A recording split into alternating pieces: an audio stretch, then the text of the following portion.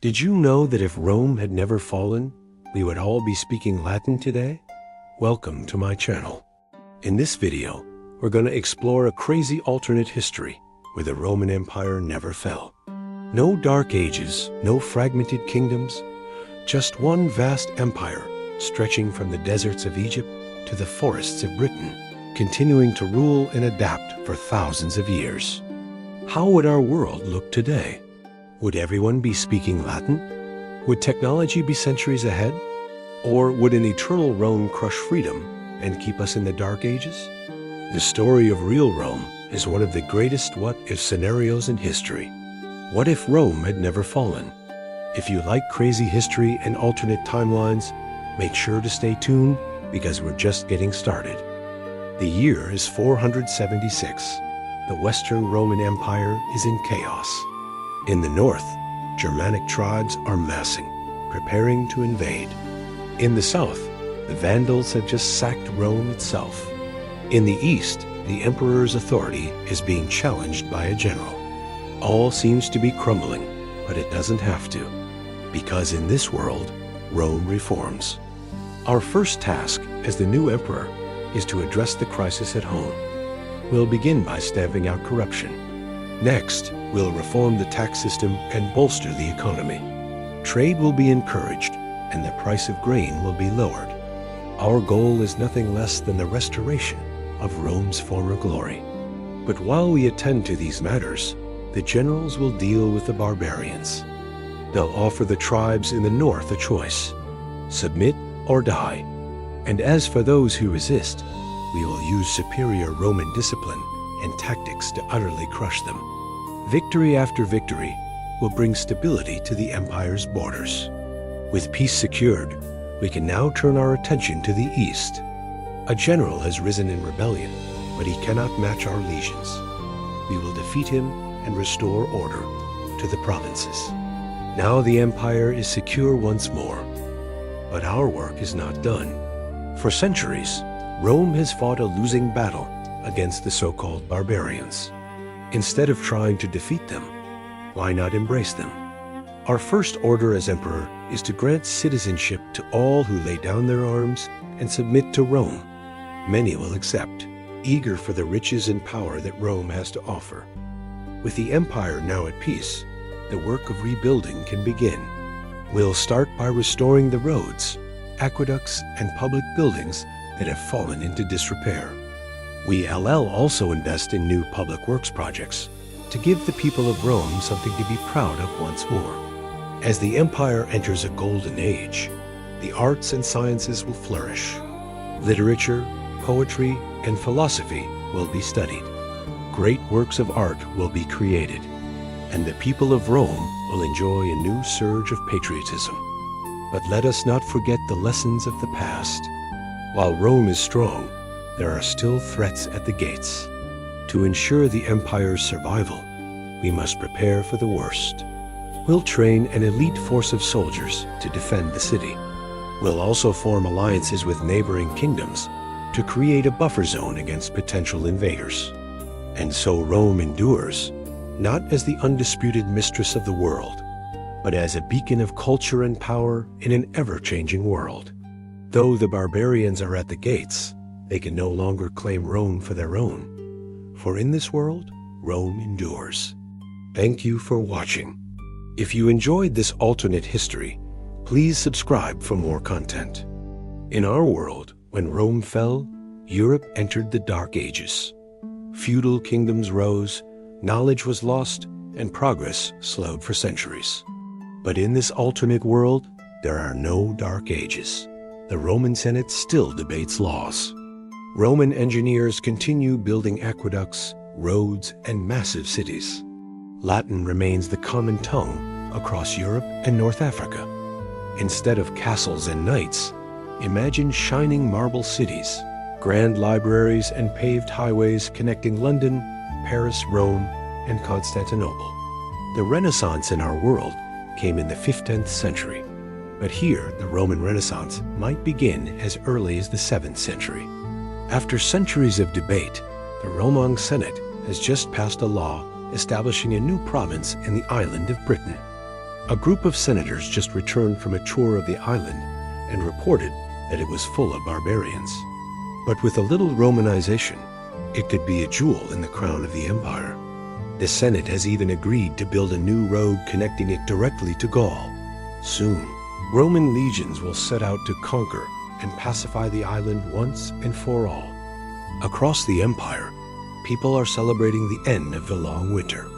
In Rome, the public baths are filled with warm water and the aqueducts are flowing again.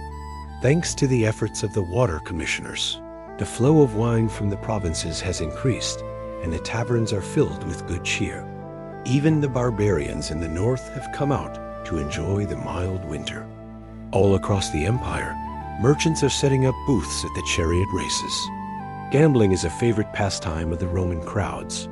Chariot racing is dangerous, unpredictable, and exciting. And these merchants know that the fans love to bet on their favorite teams. But not everyone is happy with the way the empire is going. The Goths are preparing for another invasion of Italy. They have hired a new leader, Alaric the Old, and he is preparing to cross the Alps and sack Rome. The senators are debating whether they should rebuild the aqueducts or use the money to build more walls around the city. The Goths are getting ready to attack, and only a strong military can stop them. Meanwhile, in Constantinople, the emperor has just received a letter from the Persians. They are demanding that he pay them more money, or else they will start a war. The emperor is desperate, but he doesn't have enough money to pay the Persians. He turns to the Senate for help, but they refuse to give him any more money. The emperor is left with no choice but to declare war on the Persians. The Roman army is the most powerful force in the world, but the Persians are a formidable opponent. The war will be long and bloody, and many great battles will be fought. But in the end, the Romans will win, and the Persians will be forced to pay a heavy tribute. With the threat of invasion gone, the people of Rome can finally start to think about rebuilding their aqueducts. The work will be long and difficult, but the people are up to the task. They know that without water, their city will never recover. And so the people of Rome began to rebuild their aqueducts, and the flow of wine through the taverns increased once more. The people celebrated with games and feasts, and the merchants sold their wares in the marketplace. And life in Rome began to return to normal. This is the end of part 6. If you like this alternate history, please subscribe. What if there was a world where everyone spoke Latin? Okay, so first off, Latin, the language of the Romans, would have to evolve. In our world, it died out, but only because the Roman Empire collapsed. Without that collapse, Latin wouldn't have changed much at all. And instead of dozens of separate languages, like French, Spanish, or Italian, we might all be speaking one global language, a modernized Latin. Religion, too, would change. In our world, Christianity split into the Catholic Church and the Orthodox Church. Later, Protestantism shook Europe to its core. But under a single Roman authority, there might be only one universal church. No Reformation, no wars of religion. Culture would also be unified. Roman law and Roman citizenship might extend across the entire world. Everyone would belong to the same civilization. They would all be connected by trade and cultural exchange. The Pax Romana would last for centuries, and with the spread of roads, aqueducts, and public works, the standard of living might rise for everyone. Imagine a world where you could travel from London to Jerusalem or Antioch along well-paved roads, cross the Mediterranean on an efficient ship, and even sail to the Americas, all while speaking Latin. But there are some problems with this.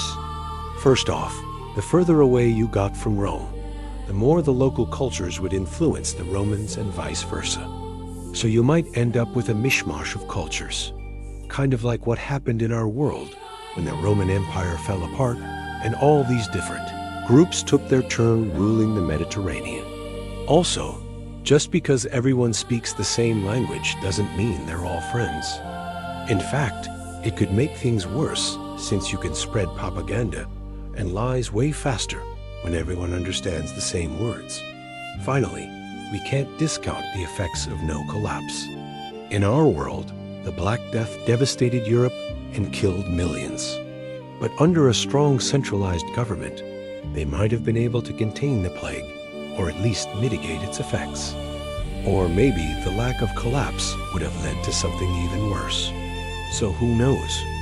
Maybe in an alternate timeline, the Romans did conquer the world, and everyone does speak Latin. But that's not our story to tell. What if Rome never fell? We've seen how the Roman Empire, despite its immense size and wealth, was undone by internal decay and external pressures. But what if, instead of collapsing in the 5th century AD, it had somehow managed to survive? How would history have been different if the Western Roman Empire, with all its innovations and infrastructure, had somehow managed to stick around? Now here's where it gets really interesting. In our timeline, after the fall of Rome, scientific progress slowed dramatically. Libraries were destroyed, knowledge was lost, and it took centuries for Europe to recover. But if Rome survived, imagine the possibilities. Roman engineers already knew about concrete, plumbing, even steam engines in their earliest forms. With continuity, the Industrial Revolution could happen, not in the 18th century, but perhaps in the 8th or 9th century. Electricity, airplanes, maybe even space travel. All this stuff could happen centuries earlier than in our real world. And what about exploration? Instead of Spain or Portugal discovering the Americas, imagine Roman galleons crossing the Atlantic in the year 900, planting the eagle standard in the New World. North and South America could become Roman provinces 1,000 years before Columbus. The very shape of the world map would be altered. Of course, this is all just speculation. There's no way to know for sure what would have happened if Rome had survived. But it's fun to think about. What do you think? How would history be different if Rome had never fallen? Let us know your thoughts. And thank you for watching. This has been a presenter from my channel. I'll see you next time. A world where Rome never fell wouldn't be a bad thing, right? I mean, for most of human history, there was no world power like Rome. They controlled the Mediterranean and had vast territories in Europe, North Africa, and the Middle East. But let's not forget, an eternal empire is not always a good thing. Rome was not a democracy. It was an empire, often ruled by dictators, emperors, and ruthless generals. Would science really flourish under constant control? Or would innovation be suppressed by a government afraid of change? Would human rights develop? Or would slavery continue far longer? A world united under Rome might be advanced in technology, but lacking in freedom. Imagine if Rome had internet. The Roman Empire had roads, aqueducts, public buildings, and even public latrines. All of these are things that we associate with ancient Rome. But what about the Colosseum?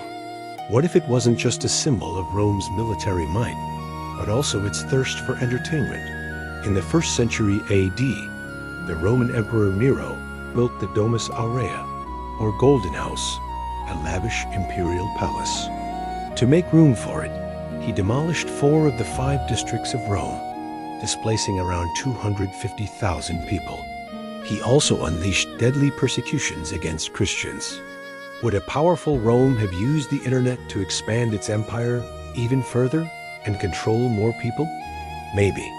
Would it have used the internet to crack down on those who opposed the emperor or the Roman way of life? Most definitely. We can see evidence of this today in the former Roman province of Judea. Masada was a Jewish fortress where an elite group of Jewish warriors made their last stand against the Roman invaders.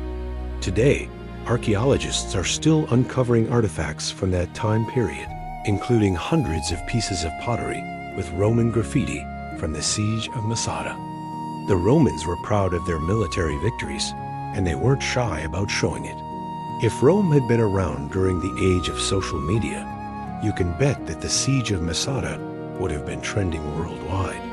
And while some may have celebrated the Roman victory, others would have been horrified at the carnage. Would a powerful Rome have used the internet to spread its propaganda and influence people's opinions? Most definitely. What if Jesus had been born into the Roman Empire 2,000 years ago? His teachings were seen as a threat to the authority of the Jewish religious leaders. They wanted him dead. And when the Romans came along, they didn't hesitate to use their power to crush any threat to their rule.